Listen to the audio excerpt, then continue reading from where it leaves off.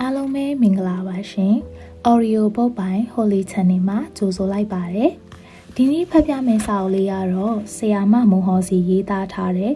Renew Redo အသစ်ကပြန်စအစကပြန်လှုပ်ဆိုတဲ့စာအုပ်လေးဖြစ်ပါတယ် Renew Redo အသစ်ကပြန်စအစကပြန်လှုပ်ဆိုတဲ့စာအုပ်ကလေးမှာပါသင့်တဲ့အကြောင်းအရာတွေကိုတေချာစဉ်းစားပြီးရေးထည့်ခဲ့ပါတယ်တရက်ကိုတစ်ပုတ်ချင်းဖတ်ပြီးတဆင်ချင်းစိတ်ကိုပြောင်းလဲသွားစေချင်ပါတယ်။ရက်30စာလေးကျင့်လို့ရတဲ့ guide book လေးတစ်အုပ်လိုဖြစ်စေခြင်းနဲ့ရွေးချက်လဲရှိခဲ့ပါတယ်။အင်တာနက်ပေါ်ကတရုပ်ဖော်ပုံတွေကိုရှာကြည့်တဲ့အခါတချို့ပုံစာတွေကမြန်မာဒလေးစရိုက်နဲ့မကိုက်တာတွေရှိတဲ့အတွက်ဒီအရာတွေကိုလိုတိုးပိုလျှော်လို့ပြင်ဆင်သက်တာတွေကိုပြင်ဆင်ပြီးစာဖတ်သူတွေနဲ့ကိုက်ညီမှုရှိအောင်လုပ်ထားပါတယ်။ကျမစာအုပ်တွေမှာအင်္ဂလိပ်စလုံးတွေတိတ်များလို့လူတိုင်းမဖတ်နိုင်ကြဘူးလို့တချို့စာဖတ်သူတွေကပြောကြတဲ့အတွက်အဲ့ဒီအင်္ဂလိပ်စလုံးတွေကိုမြန်မာလိုဖြစ်အောင်တတ်နိုင်သမျှဘာသာပြန်ထားခဲ့ပါတယ်။မြန်မာလိုဘာသာပြန်လိုက်တော့မှအတိတ်ပဲဦးကြောင်ကြောင်ဖြစ်သွားနိုင်တဲ့အင်္ဂလိပ်ဝေါ်ဟာရတွေကိုရှမ်းလဲထားခဲ့ပါတယ်။စူးစမ်းပြီးပဲဖတ်ကြည့်စေချင်ပါတယ်။စာအုပ်ကိုအတစ်လုံးနေတဲ့အချိန်မှာပြန်ဖတ်ကြည့်တော့ကျဉ်းနှံ့မှုရှိပါတယ်။သူနဲ့အတူ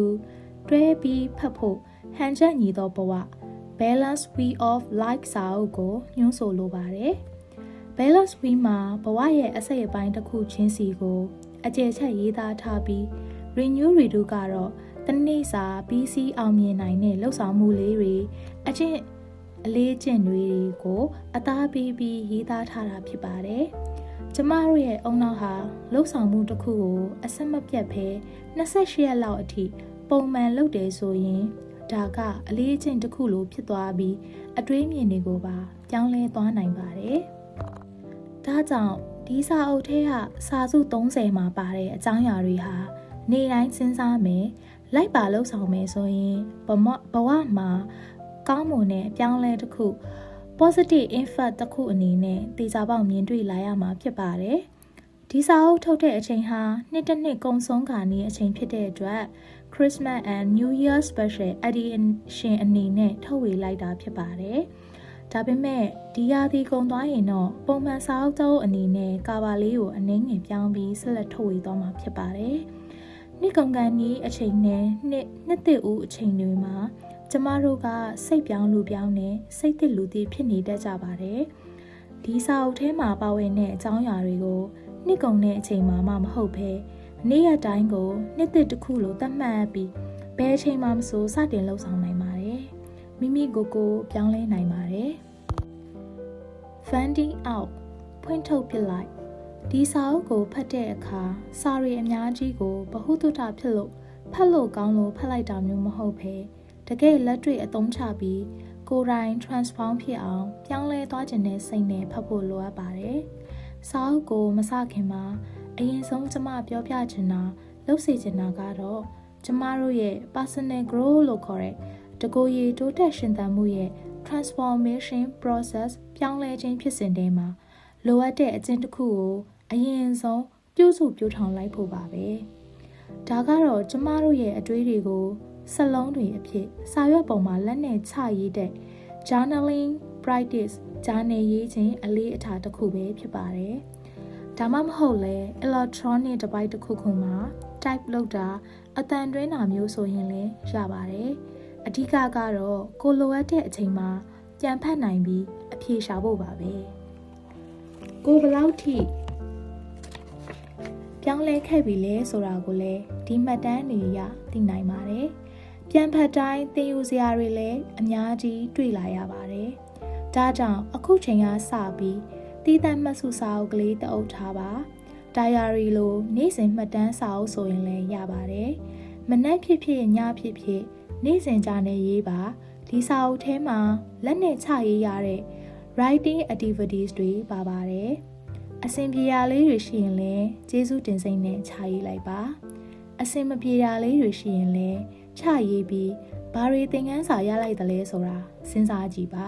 ။ဂျာနယ်ရေးတာဟာကိုပြောင်းလဲနေတဲ့လမ်းခီးမှာအရေးကြီးတဲ့အလေးချင်းတစ်ခုဖြစ်ပါတယ်။ကျမဆိုရင်တရားတွေနာတဲ့အခါမှာလဲ မှတ်စုဆောင်နဲ့ချရေးထားတတ်ပါတယ်တချို့အရာတွေကိုအခုနားမလည်ရင်တောင်မှနောက်တစ်ချိန်ပြန်ဖတ်ရတဲ့အခါမှာပိုပြီးနားလည်လာတာမျိုးတွေကြုံရပါတယ်အဲ့လိုအခါမျိုးမှာဘလို့ဝမ်းသာရမှန်းမသိဘူးကျမကတော့ညဘက်မအိပ်ခင်မှာတနေ့တာမှတ်တမ်းအနေနဲ့ဒိုင်ယာရီထဲမှာပဲဂျာနယ်ရေးလိုက်ပါတယ်ဂျာနယ်ရေးတာဟာ15မိနစ်လောက်အချိန်ပေးရတတ်ပါတယ်ဘာတွေရေးသလဲဆိုရင် gratitude practice 10 ချက်ရေးပါတယ်အဆင်ပြေရတွေများတဲ့အခါလဲ10 ချက်မကအရေးဖြစ်ပါတယ် daily reflection သဘောမျိုးလဲဖြစ်သွားပါတယ်ဒီနေ့မှာဘာတွေလုပ်ခဲ့တယ်လဲကောင်းတာတွေဘယ်လောက်လုပ်ဖြစ်ခဲ့တယ်လဲဘသူ့ကိုပြောင်းလုပ်ပေးခဲ့တယ်မကောင်းတာတွေရောဘာတွေရှိတယ်လဲကုသိုလ်အကုသိုလ်စစ်တမ်းလို့လဲပြောရင်ရမယ်ထင်ပါတယ်ကိုယ်စိတ်ကိုလည်းကိုပြန်မြင်ရပြီးပြင်ဆင်ချက်တွေရလာပါတယ်ပြီးရင်တော့ to do list မနှက်ဖြန်မှာဘာတွေလုပ်စရာရှိတယ်ဘာတွေပြီးအောင်လုပ်မလဲစတဲ့လုပ်ဖို့ရှိတဲ့ကိစ္စတွေတဲကကိုပြီးနိုင်လောက်တဲ့အတိုင်းဒါ၄-၅ခုကိုခြာရေးလိုက်ပါတယ်နေ့တစ်တိုင်းကို motivation အသစ်တွေနဲ့နိုးထနိုင်ဖို့လုပ်စရာရှိတဲ့အလုပ်ကလေးတွေကို small goals လေးတွေအနေနဲ့ခြာရေးထားတာမျိုးပါပဲကျမရဲ့နေ့စဉ်မှတ်တမ်းစာအုပ်က site တော့အတော်ကြီးပါတယ်စာမျက်နှာတစ်ရွက်ပြည့်အောင်နေ့တိုင်းရေးပါတယ်15မိနစ်ထက်မပိုပါဘူး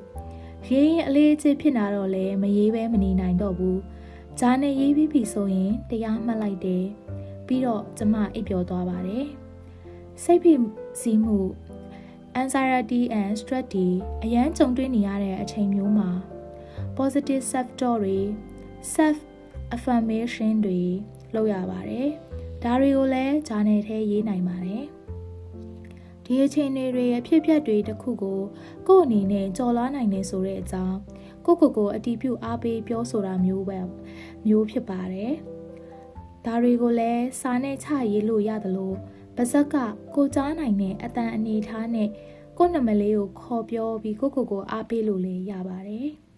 စာနဲ့ချရေးထားတာကိုပါဇက်ကနေအတန်ထွက်ဖတ်လိုက်လို့လည်းရပါတယ်